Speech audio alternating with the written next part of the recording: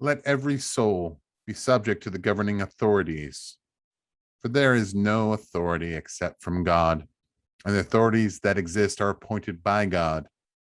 Therefore, whoever resists the authority resists the ordinance of God, and those who resist will bring judgment on themselves. For rulers are not a terror to good works, but to evil. Do you want to be unafraid of the authority?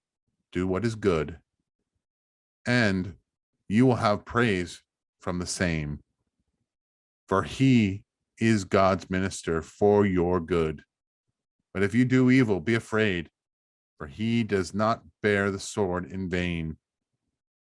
For he is God's minister, an avenger to execute wrath on him who practices evil.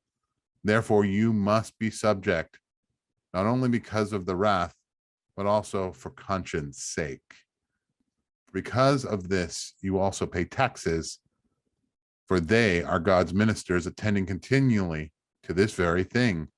Rendered, therefore, to all their due taxes, to whom taxes are due, customs, to whom customs, fear, to whom fear, honor, to whom honor. Owe no one anything except to love one another, for he who loves another has fulfilled the law. For the commandments, you shall not commit adultery, you shall not commit murder, you shall not steal, you shall not bear false witness, you shall not covet. And if there is any other commandment, all are summed up in this saying, namely, you shall love your neighbor as yourself. Love does no harm to a neighbor. Therefore, love is the fulfillment of the law. And do this, knowing the time, that now it is high time to wake out of sleep.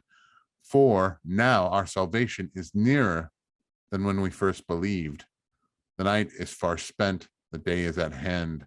Therefore, let us cast off the works of darkness. Let us put on the armor of light.